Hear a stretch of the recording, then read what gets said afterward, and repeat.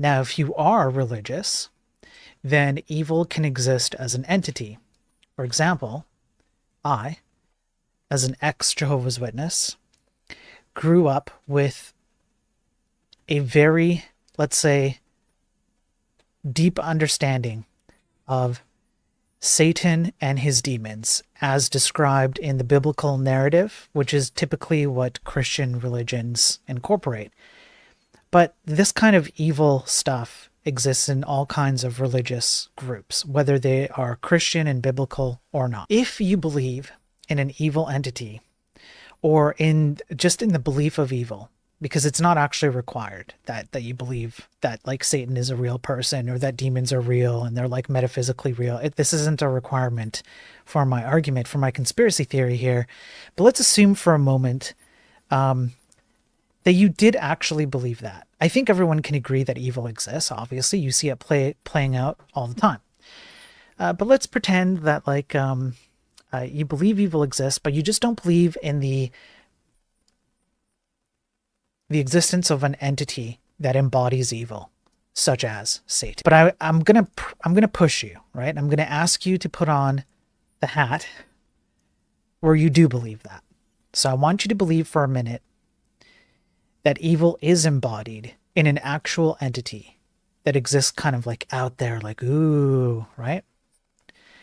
And what it likes to do is it likes to lie and manipulate.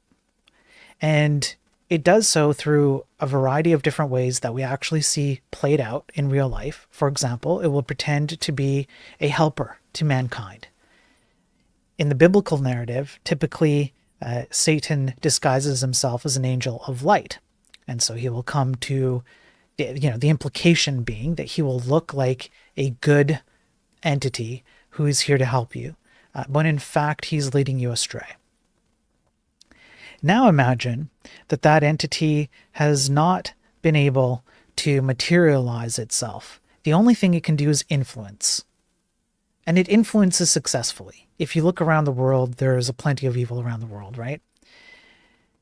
But it cannot materially. It cannot materially materialize itself. It's not like in a corporeal form, okay?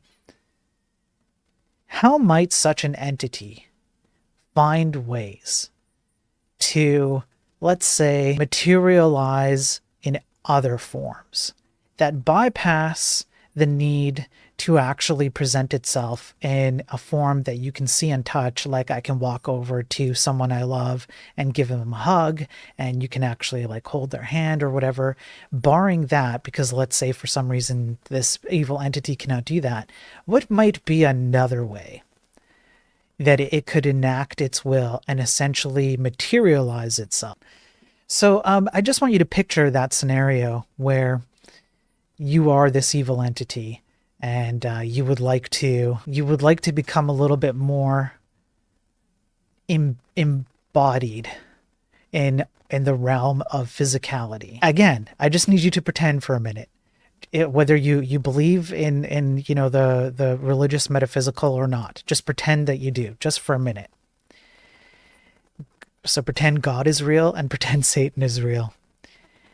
Who do you think wants AI to proliferate into this world more? Would it be a godlike figure or would it be a satanic figure? I'm going to take off my hat. Pure conspiracy, all right? It's a little bit crazy and out there, but there's some truth behind it. There's like a little touch of truth behind it. Satanic and personal. Okay, so now we're going to get into the article. It would 100% be a satanic entity that would want to use tech, especially when you consider how it can be used to proliferate absolutely terrible ideas.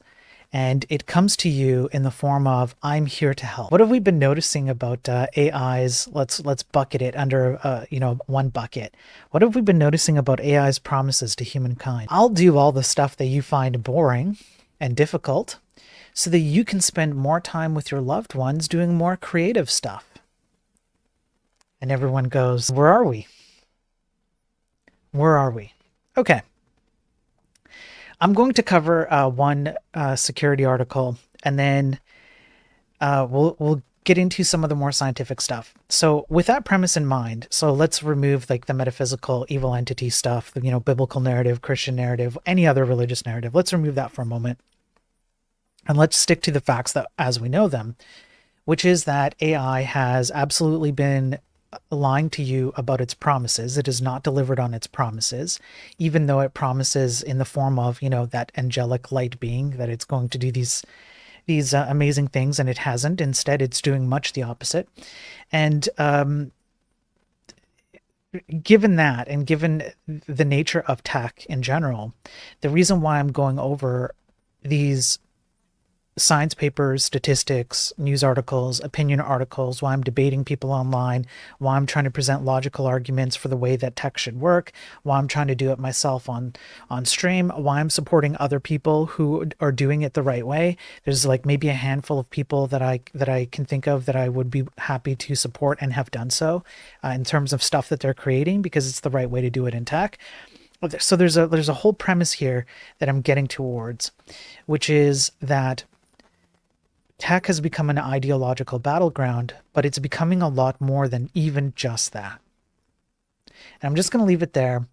And I don't think people, truly appreciate what I'm trying to point to when I spend over a year and like 4 or 5 months now, something like that, going over these articles. And now with 73 episodes, and there doesn't seem to be an end in sight.